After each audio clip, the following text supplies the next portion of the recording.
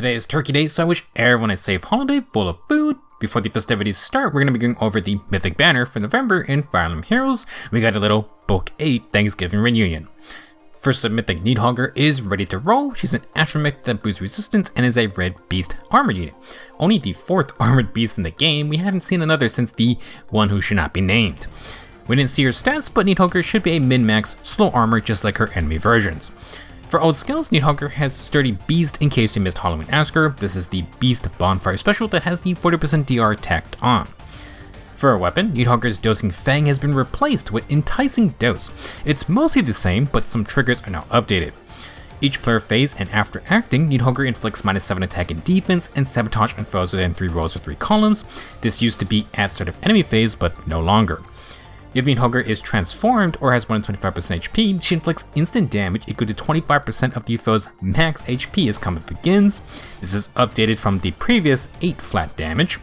Now in combat, Níðhöggr inflicts attack and defense debuffs equal to 6 plus 20% of her flat defense stat. She has Slaying, 50% DR piercing on all hits. She deals true damage equal to 30% of the foe's max HP, and she gets flat damage reduction equal to X with double the amount if a special triggers. This X value is equal to the total damage dealt to the foe with a minimum of 10 flat DR up to 20 flat DR. Níðhöggr's old weapon did not have the 10 flat DR minimum.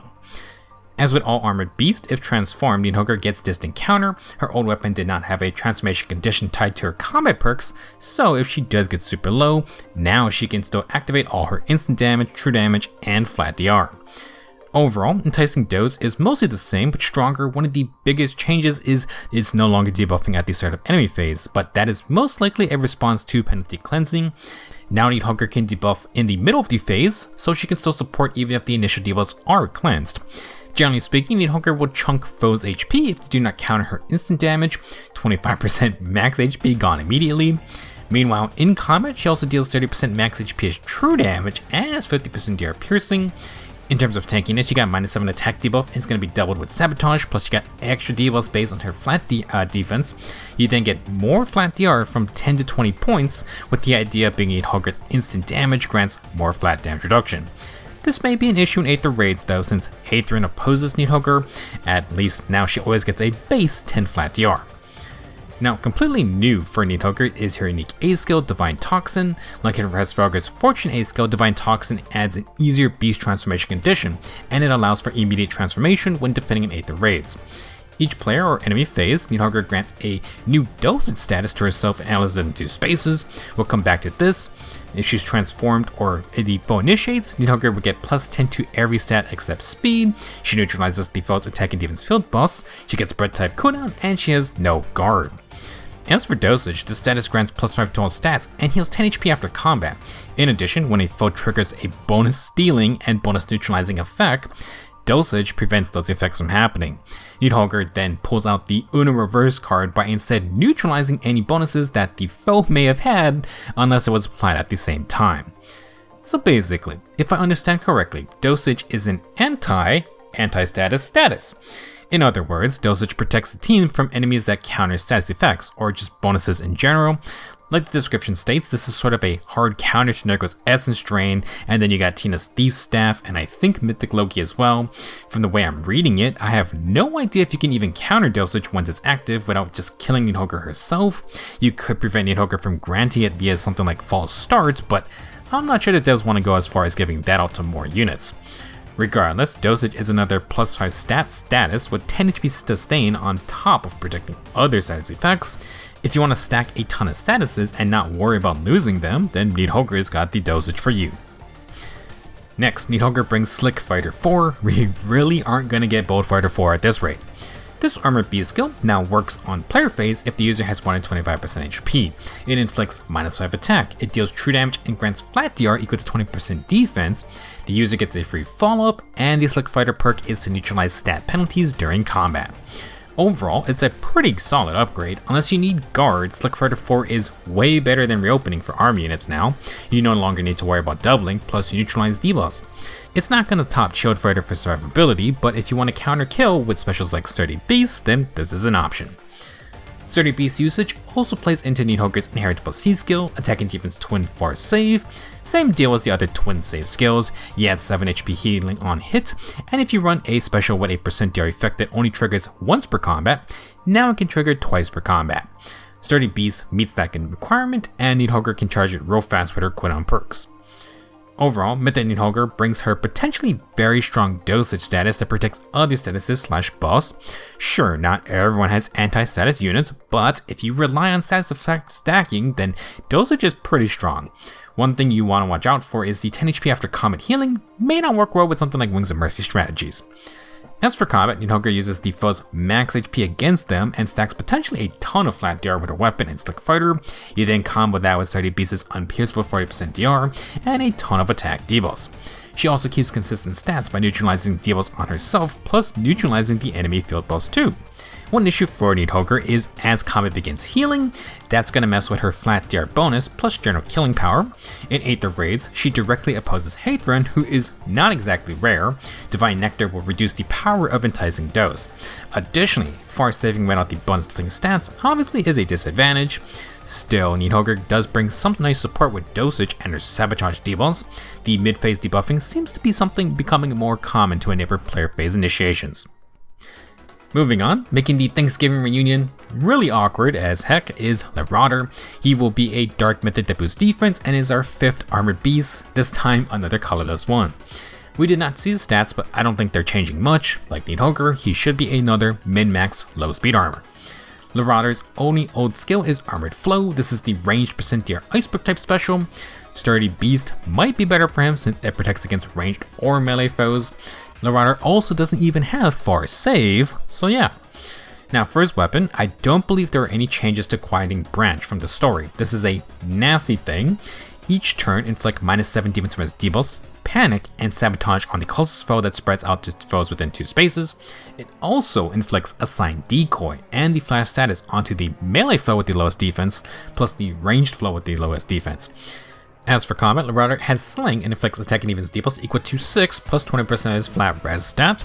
He gets -2 instant cooldown before the foe attacks, and he has flat damage reduction equal to 20% res during combat. If the foe triggers his offensive special, you double the amount of flat DR. After combat, heals 7 HP, and if transformed, he's obviously going to get distant counter. Quieting Branch can be outplayed with positioning, but someone has to get hit, and if you can't escape the 2-space splash range, then things get really bad. On top of the sabotage debuffs with panic, Læraðr forces enemies to use Savior to tank hits, and the flash status prevents them from fighting back. The Assigned Decoy status goes to the lowest defense foe, so your squishy units may be forced to fight, and if you're supporting a frontliner, then it's your support unit that might take the hit. Additionally, since it's a positive status, you can't cleanse it. Attuned Makai and Ninja Sailing also can't cleanse the flash status because it's behind the panic and sabotage statuses. This is an incredibly creative weapon, and it's going to be very frustrating to fight against if you can't spread out or prepare. New for Læraðr is going to be a personal B skill, Yggdrasil's Altar. If you're familiar with Speedrunner's Discord, which Rearmed brought, this is a souped up version. At start of either phase, inflict -7 attack and defense and Discord on foes that are within 2 spaces of another foe. In combat, inflict attack and defense debuffs equal to the number of foes with Discord active on the map, including the target. You're going to get -3 attack and defense for each discarded foe, and then another -5 on top. This maxes out at -14 attack and defense if 3 foes have Discord.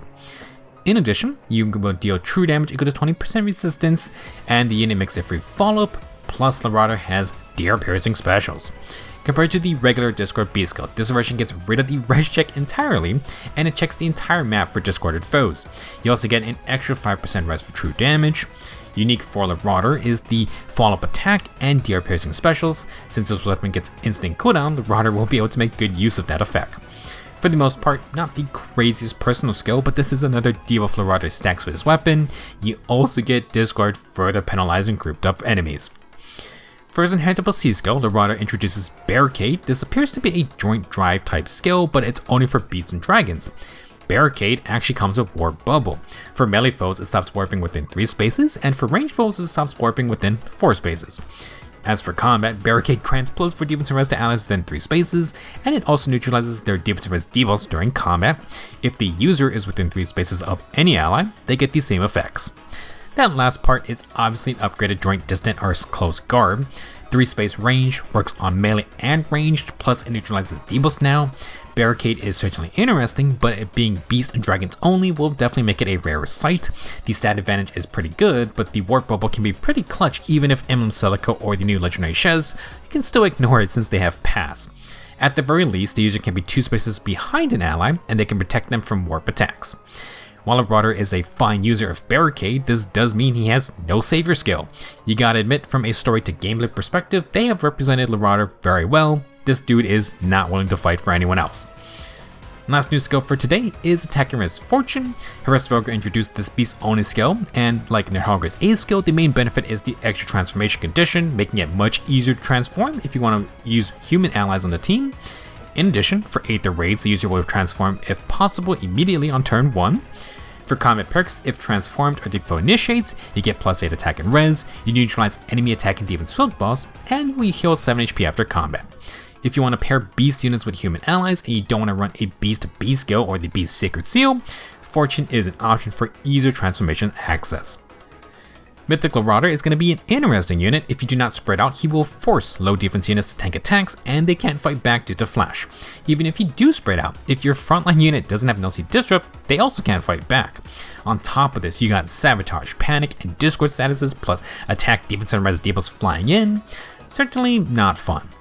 Now for some issues, Læraðr being a dark mythic is funny because he forces Savior onto enemies, but Embla negates Savior usage. Do not use those two together. You also got Mythic Loki who neutralizes statuses. It's very possible Loki negates Assigned Decoy, which is kind of funny. The Fae big bads do not want to share the spotlight. Another issue is that you technically can just turn 1 KO Læraðr. This is where Barricade's warp bubble is supposed to make it tougher to do, plus the guy is pretty tanky himself. Læraðr most likely should be hiding in your backline, which is why he's focusing on res stacking, plus he has armored flow. Additionally, he's going to get the -2 instant cooldown, the Goose Friend style, so armored flow's 40% DR will trigger, and that stacks with his 20% res flat DR plus a ton of attack debuffs. You could argue the armored beast encounter might open Læraðr up to charging enemy specials, but he also will get a DR piercing armored flow to challenge squishy ranged units. To be honest, if you just want pure survivability, you could just swap his B skill out to Hardy or Shield Fighter. You're going to lose Discord and the attack debuffs, but otherwise that's a pretty offensive skill. With that said, you could also use Læraðr as an actual savior unit. Barricade's warp bubble effects are pretty nice though, plus debuff neutralization is always a good thing to have. All in all, Læraðr is a super cool unit in terms of turning his actions in the story into gameplay mechanics. The Assigned Decoy plus flash combo is so dirty, and then the guy hides behind his team, being a pain in the butt to get rid of and finish off. I respect the creativity, but good lord, I do not think it's going to be fun dealing with this mechanic outside the main story. Moving on to the 10 other heroes on the banner, joining Níðhöggr in red is Kvasir and legendary male Shez, blue has female Shez, legendary Myrrh and ascended Amelia, green has legendary Camilla, female Alear and Ninian. For Colorless, Læraðr is joined by Mythic Loki and Rearmed Sothe. We talked about our newest mythics enough. For fodder, Níðhöggr is the second sturdy beast holder, and she's the first to bring Slick Fighter 4 plus the attack and defense twin for save. Slick Fighter 4 seems pretty decent if you want a follow-up or flat DRB skill. Mythic Kvasir is a high attack and speed red mage cow. She inflicts speed and res debuffs with no follow-up and breath type cooldown, but she's going to be relying on her 70% damage reduction to survive a counterattack. Kvasir needs to double with her cooldown perks to trigger her 5 cooldown lightest time special. If this triggers and Kvasir survives, she can refresh an ally within 2 spaces, or if no allies are nearby, she gains times gate. This status lets allies within 4 spaces warp next to her. Either way, Kvasir tries to get teammates to continue attacking. For skills, Kvasir has attack and speed catch 4, you can also get low speed and res, and inside attack and res, just pure offensive skills, pretty good stuff. Our third red unit is going to be legendary male Shez with his first rerun. He's a red dagger infantry. His weapon is a slaying brave dagger with 30% DR and tempo. It also grants Shez a crux type debuff range that affects all 4 stats, and it's going to get stronger the more fights have happened in the current phase. To play off this idea, Shez's Shadow Slice lets him warp to 2 spaces around any ally that has fought that turn, and it grants him pass. For combat, Shez gets 20% speed as true damage, 50% DR piercing, and 7 flat DR. For skills, this Shez is the only unit with Pulse Smog, which is a super interesting dagger skill. It's an upgraded Pulse Smoke that comes with Guard and Scout for initiations. This means Shez can stop charged specials, plus he has Guard and Tempo to mess with cooldown perks.